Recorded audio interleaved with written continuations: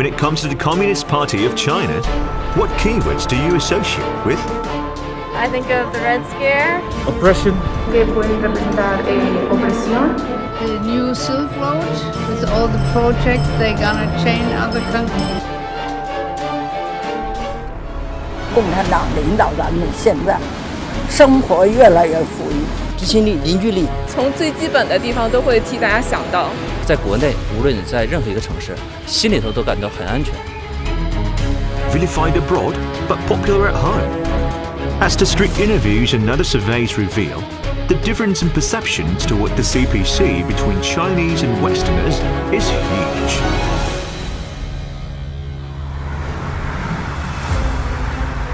In 2021, the Communist Party of China embraces its 100th birthday. Since its founding in 1921, China has experienced tremendous changes and has created the Oriental Miracle. For those who have been trying to decode this miracle, the CPC is the key. Only by understanding the CPC can we understand today's China. So, what exactly causes these different responses between Chinese and Westerners?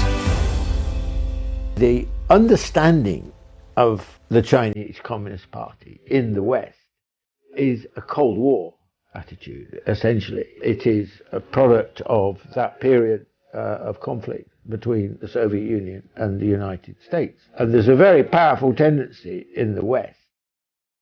People don't know what is the conditions of China. If they go to Shanghai or Beijing or Shenzhen, they're astonished at how developed these cities are. Very few Westerners have ever been to China. They don't know anything about the history of China.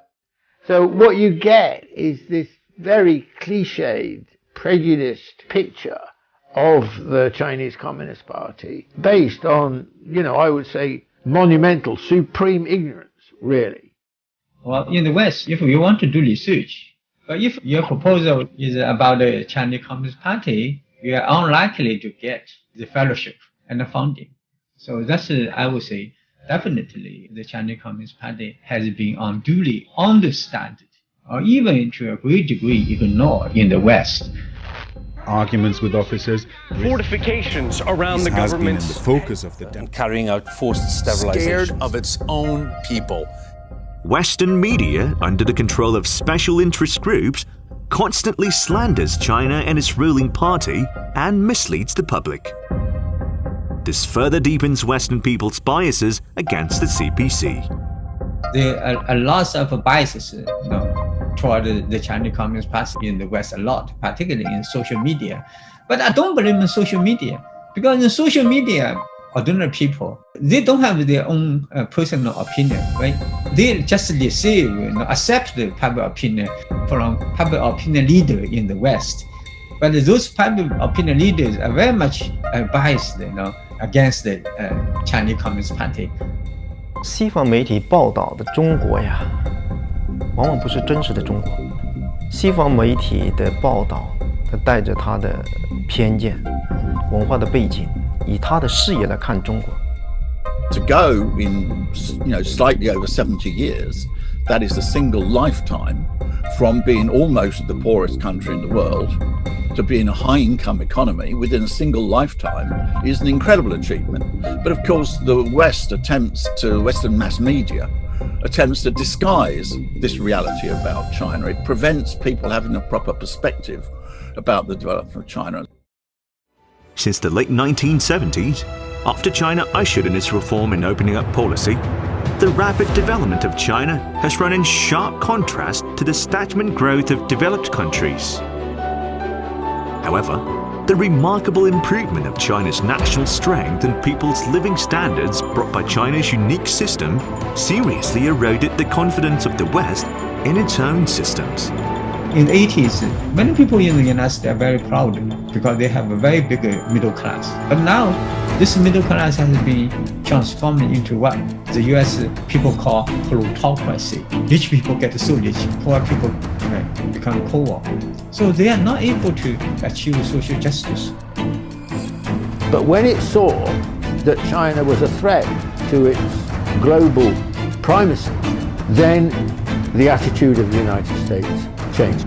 Not just Trump, not just the Republicans, but bipartisan, including the Democrats. 那么这种威胁是什么呢？他说不在于军事，也不在于地缘政治，而在于意识形态。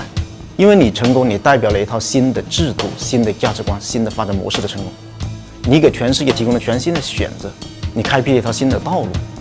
从此，全世界不再信仰你的那一套，这是威胁到了西方按照自己的模样改造世界的能力。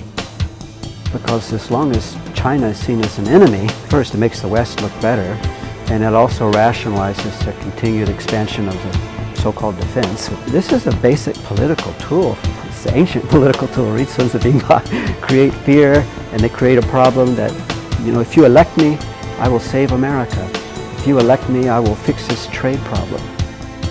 西方他认为，所谓的民主就是一人一票，所谓的民主就是三权分立，这个标准来衡量，那中共显然跟他的民主是不一样的。西方说中共没有自由，而不尊重人权。那么什么是人权呢？它也是按照西方的那一套人权观念来的。你看我们这个抗议中间，什么是人权？人的生命权在这个期间就是最大的人权，首要的人权，生命都没有了，谈什么人权？那么这两种自由观、两种人权观、两种民主观，哪种更好？不是用西方的学说来判断它，而是用实践来判断好不好。Similarly, on the economic recovery of China in 2020 due to COVID, China is the only major economy in the world in 2020 which grew. This is astonishing economic success. And it completely refutes all these articles which appear in the West say China's economy is a very bad situation, China's economy is going to collapse, etc. China has been so successful building its economy, having not just a big economy, but a vibrant economy with entrepreneurship, with new technologies, with pioneering technologies like e-commerce, cell phone communications, payment systems. I mean, China's leading the world in those technologies. 那么这个背后其实就是制度的因素，包括党的领导的因素，这是我们这个制度中国成功的一个很重要的因素，而这个西方显然是无法接受的。